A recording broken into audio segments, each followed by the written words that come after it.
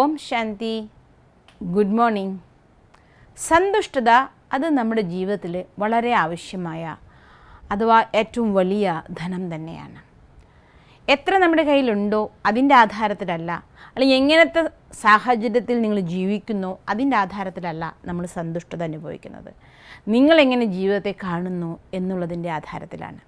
Suppose ഒരു വ്യക്തി, അയാൾക്ക് 5 ഭൂഖണ്ഡങ്ങളിലും ബിസിനസ് ഉണ്ട്, ഒരുപാട് സ്വത്തുണ്ട്, കോടികളുടെ ടേൺ ഓവർ ഉണ്ട്. പക്ഷേ ആ ബിസിനസ്സിനെ വളർത്താനുള്ള ടെൻഷൻ മൂലം സംബന്ധങ്ങളിൽ പരുഷമായ വാക്കുകൾ വരുന്നു, എപ്പോഴും ടെൻസ്ഡ് ആയിരിക്കുന്നു. അവരുടെ കൂടെ ജീവിക്കുന്ന എല്ലാവർക്കും ടെൻഷൻ അനുഭവിക്കാനേ നേരം ഉണ്ടാവുള്ളൂ. മറ്റൊരു വ്യക്തി, അദ്ദേഹത്തിന് ഇന്ത്യയിൽ മാത്രമേ ബിസിനസ്സുള്ളൂ, 5-6 ഫേമേ ഉള്ളൂ. ആദ്യം പറഞ്ഞ വ്യക്തിയുടെ 10% പോലും വരുമാനമില്ല. പക്ഷേ എല്ലാവരുടെ കാര്യങ്ങളെ കണ്ടറിയാനും അവർക്ക് സഹായങ്ങൾ ചെയ്യാനും വീട്ടുകാരോട് സ്നേഹത്തോടെ പെരുമാറാനും അയാൾക്ക് സാധിക്കുന്നു. വരാനിരിക്കുന്ന പ്രോബ്ലങ്ങളെ മനസ്സിലാക്കി ഒന്നിച്ച് പ്ലാൻ ചെയ്ത് ചർച്ച ചെയ്ത് അതിനുവേണ്ടി പ്രവർത്തിക്കാൻ സാധിക്കുന്നു. അയാളുടെ ജീവിതം സന്തോഷമായിരിക്കും.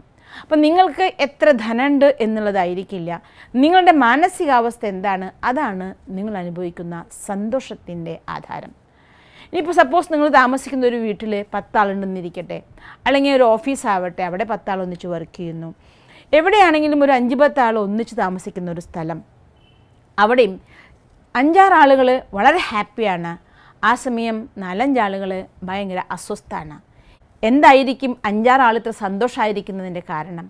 ഈ സന്തോഷമായിരിക്കുന്നവരെ പരിശോധിച്ചാൽ കാണാം, അവർക്ക് അഡ്ജസ്റ്റ് ചെയ്യാനുള്ള കപ്പാസിറ്റി കൂടുതലായിരിക്കും.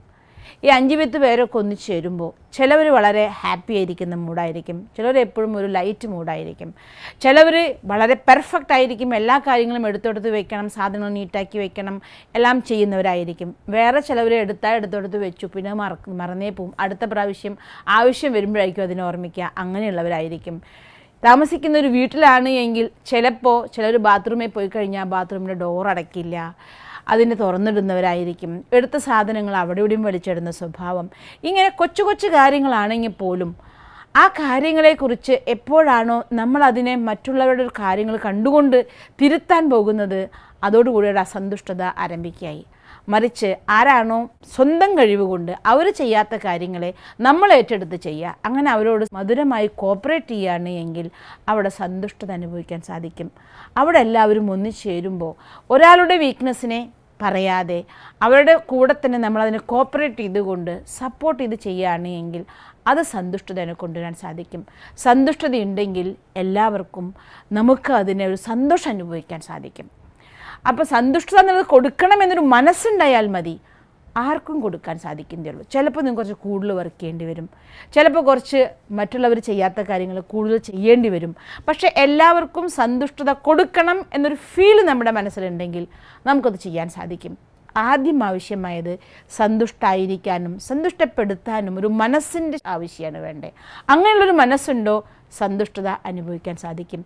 സന്തുഷ്ടത അനുഭവിക്കുന്നോ അവിടെ നിങ്ങൾക്ക് സന്തോഷവും ഐശ്വര്യവും ഒക്കെ അനുഭവിക്കാൻ സാധിക്കും. ധനവും വസ്തുക്കളും എല്ലാം വരും. പക്ഷേ സന്തുഷ്ടത എന്നൊന്നില്ലെങ്കിൽ ഇതൊന്നും നമുക്ക് ആസ്വദിക്കാൻ സാധിക്കില്ല.